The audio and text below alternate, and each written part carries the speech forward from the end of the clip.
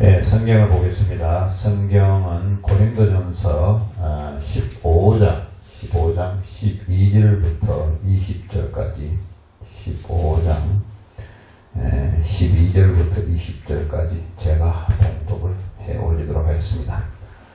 그리스도께서 죽은 자 가운데서 다시 살아나셨다 전파되었거늘 오늘 너희 중에서 어떤 사람들은 어찌하여 죽은 자 가운데서 부활이 없다 하느냐. 만일 죽은 자의 부활이 없으면 그리스도도 다시 살아나지 못하셨으리라. 그리스도께서 만일 다시 살아나지 못하셨으면 우리가 전파하는 것도 헛것이요 또 너희 믿음도 헛것이며 또 우리가 하나님의 거짓 증인으로 발견되리니 우리가 하나님의 그리스도를 다시 살렸었다고 증언하였습니다. 만일 죽은 자가 다시 살아나는 일이 없으면 하나님이 그리스도를 다시 살리지 아니하셨느니라. 만일 죽은 자가 다시 살아나는 일이 없으면 그리스도도 다시 살아나신 일이 없을 터이요 그리스도께서 다시 살아나신 일이 없으면 너희 믿음도 헛되고 너희가 여전히 죄 가운데 있을 것이요 또한 그리스도 안에서 잠자는 자도 망하였으니 만일 그리스도 안에서 우리가 바라는 것이 다만 이 세상의 삶뿐이면 모든 사람 가운데 우리가 더욱 불쌍한 자인지라. 그러나 이제 그리스도께서 죽은 자 가운데서 다시 살아나사 잠자는 자들의 첫 열매가 되셨도다. 아멘. 고맙신 아버지 하나님, 오늘 또 부활절을 맞이하여 하나님께 또 귀한 말씀을 전하고자 합니다.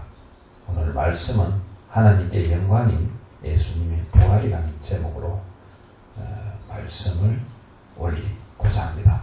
말씀이 시작과 끝나는 순간까지 주님의 사랑과 함께 하여 주시기를 예수님의 이름 받들어 기도드립니다. 아멘. 반갑습니다.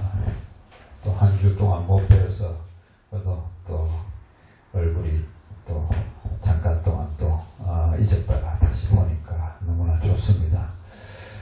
우리가 주의 일을 열심히 한다고 해서 하나님이 무조건 영광 받는 것은 아니라고 봅니다. 하나님은 우리의 열정과 충성 때문에 영광 받는 것이 아니고 우리의 믿음의 열매를 보시고 영광을 받으십니다. 그렇기 때문에 우리가 하나님께 영광을 돌리기 위해서는 무엇을 하는 것이 아니라 하나님의 뜻에 따라 신실히 감당하는 결과에 따른 그 열매가 하나님께 영광이 되는 것입니다. 사도 바울께서는 예수 그리스도를 통해서 모든 인류가 구원받기를 원하는 하나님의 뜻인 이 밝혀진 비밀인 예수 그리스도를 전함으로 많은 사람들이 회개하고 하나님께 돌아오므로 하나님이 영광을 받으신다고 말합니다. 그래서 바울은 그렇게 함으로써 지속적으로 계속적으로 하나님께 영광 되기를 소망한다고 고백을 했던 것입니다. 이 복음으로 너희를 능히 견고하게 하실 지혜로운 하나님께 예수 그리스도로 말미암아 영광이 세세 무궁하도록 있을지어다. 이런 성경의 구절이 있었지 않습니까? 이런 내용, 이런 일을 하시는 분은 오직 한 분이시고 지혜로우신 하나님께서 예수 그리스도를 통하여 영광이 영원히 있기를 바란 것입니다. 우리의 신앙생활은 하나님의 영광을 받으셔야 합니다.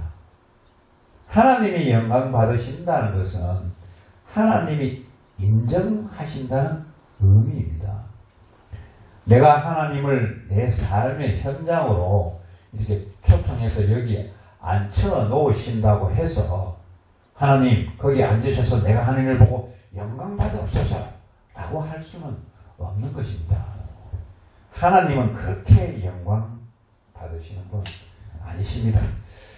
우리의 신앙의 삶이 하나님의 뜻에 맞을 때 영광을 받으시는 분입니다.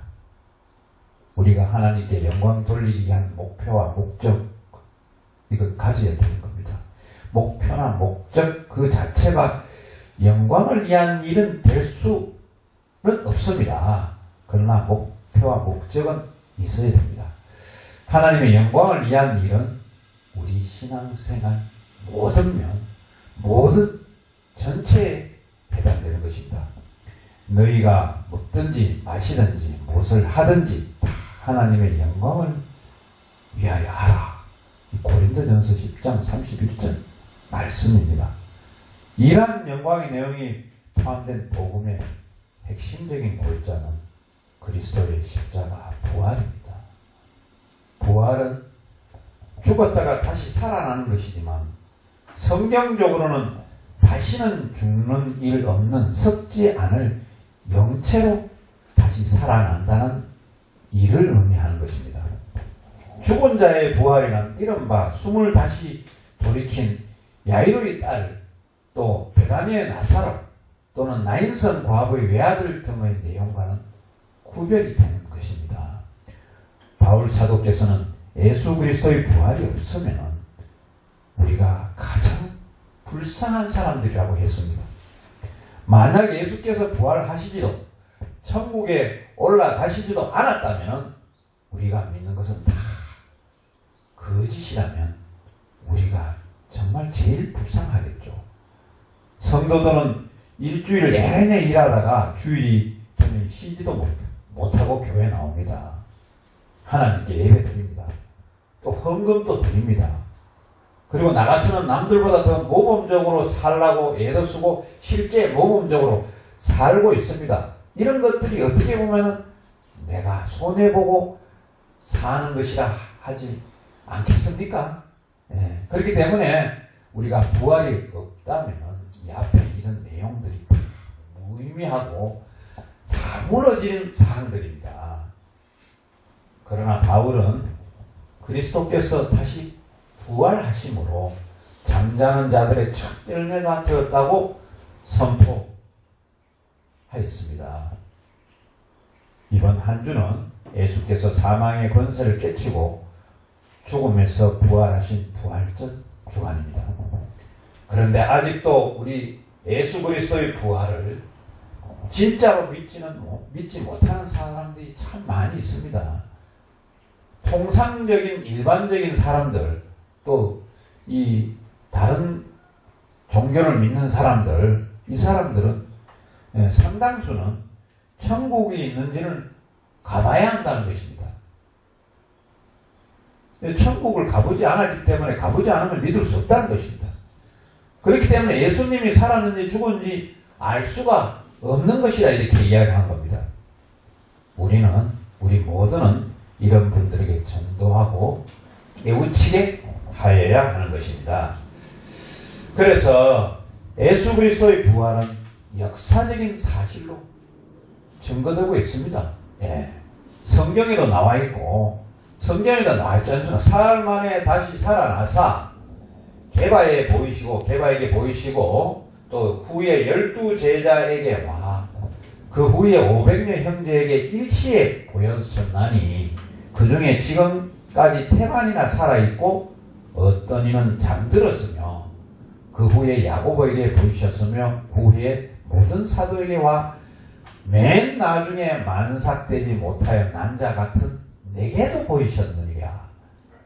이것은 고린도전서 15장 4절에서 8절까지 내용에 있는 것인데, 신약 성경 자체가 이 바울이 대부분을 저자로 되어 있죠. 그래서 여기에 말씀이 맨 나중에 만삭되지 못하여 난 자 같은 내게도, 이 바울 자신은 내게도 보이셨느니라. 바로 이렇게 성경에 기술하고 있는 것입니다. 먼저 성경은 예수께서 부활하셨다고 증언합니다. 그리고 예수 그리스도의 제자들이 그리스도의 부활하신 것을 눈으로 직접 보았습니다. 또 500여 성도들이 그리스도의 부활을 동시에 보았던 것입니다. 그리스도께서는 부활 후에 예수의 형제 야고보와 사도 바울에게도 보이셨던 것입니다. 이런 부활은 정말로 역사적인 사실입니다. 역사적으로 그리고 성경에서 증거하고 있습니다. 자, 그렇다면 예수 그리스도께서 왜 부활을 하셨을까요? 예수께서 부활하신 이유는 자신이 사망의 권세를 이겼음을 보여주기 위함입니다. 죄인된 사람들은 그동안 죄로 인해 사망의 권세에 복종해 왔던 것입니다. 율법에 비춰보면 인간은 누구나 죄인이며 인간은 죄의 문제를 해결할 수가 없습니다. 아무리 몸부림쳐도 율법 아래 있는 인간은 죄에서 절대 벗어날 수가 없습니다. 따라서 인간은 죽음은 필연적입니다. 죄값은 사망이기 때문입니다. 이것은 로마서 6장 23절에 있는 내용을 정리한 구절입니다. 그러나 예수 그리스도께서는 사망을 이기고 다시 부활하셨습니다. 예수 그리스도께서 다시 부활하심으로 죽음의 권세를 깨뜨려 버린 것입니다. 따라서 그리스도를 믿는 자들에게 더 이상 죽음이 왕노릇할 수가 없게 되었던 것입니다. 또한 그리스도의 부활은 우리도 주님처럼 부활할 수 있다는 것을 보여주기 위함입니다. 따라서 이제는 그리스도 안에 있는 사람은 죽음을 두려워할 필요가 없습니다. 요양병원이나 요양원이나 실버타운에 가면은 우리의 선배 어른이신 분들이 많은 노인들이 이렇게 여생을 지내고 있습니다. 그러나 그 생명은 100살이 한계점 아닙니까? 100살이 넘길 수도 있겠지만 수명이 한계점이고 결국 죽음이라는 것은 삶의 연장선상이라고 생각합니다. 저는 또 주변에 죽는 분을 많이 봐왔습니다만 죽음이 아주 멀리 있다고 생각을 하지 않습니다. 그래서 죽음은 끝이 아니라 시작이기도 합니다. 그리스도 안에 있는 사람은 절대 죽음을 두려워할 필요가 없습니다. 그리스도의 부활은 우리도 주님처럼 부활한다는 것을 보여주기 위함인 것입니다. 그래서 우리는 죽음이 끝이 아니라 천국의 시작이라고 이렇게 봐야 됩니다.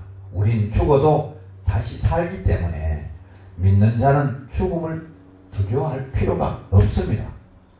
로마서 8장 11절에 그 내용이 잘 나와 있지 않습니까? 이것 때문에 예수 그리스도께서 죽음을 이기고 부활하신 것입니다. 예수께서 부활의 첫 열매가 되었던 것은 예수께서 처음 부활의 문을 여심으로 우리에게도 부활의 문이 활짝 열렸다는 의미를 밝혀주는 것입니다. 마지막 날의 부활의 순서를 보면은 예수께서 마지막 날에 천사들을 대동하시고 구름 타고 영광 가운데 오실 것입니다. 그때에는 주 안에 죽은 자들이 먼저 부활해서 구름 속으로 올라가 주님을 만날 것입니다.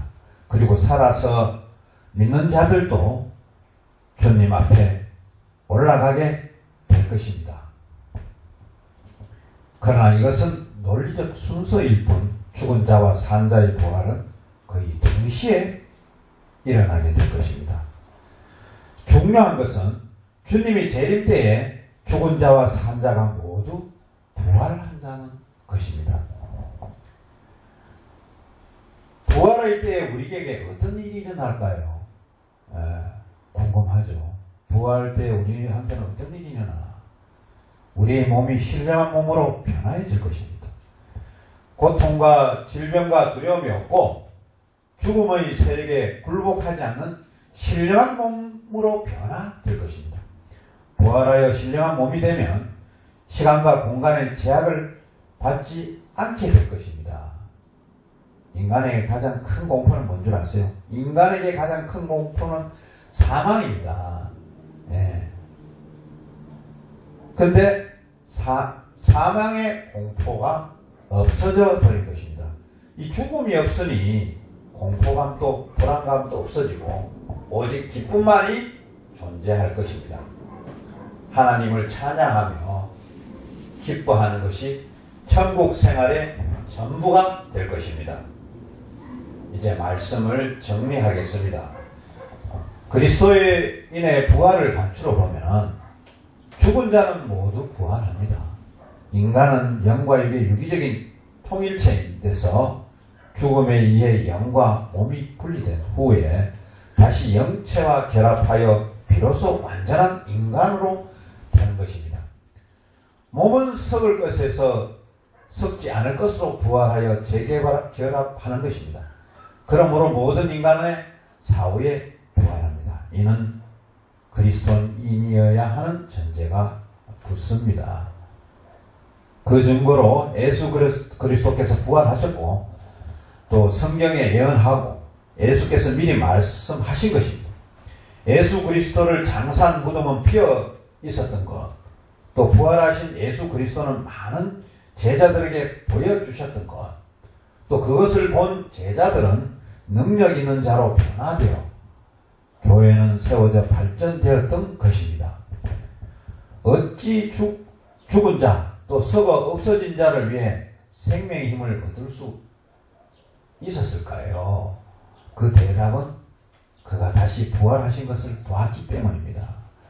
그리하여 제자들은 순교까지도 홍케이 하는 길을 걷게 된 것입니다. 바울 사도가 순교하였지 않습니까? 로마의 전도 여행을 두 차례 이렇게 세 차례 이렇게 가다가 나중 결국은 순교를 하게 되었던 것입니다. 자, 그렇다면 우리는 부활신앙의 근거에 어떻게 살아야 할까요? 이렇게 살아야 합니다.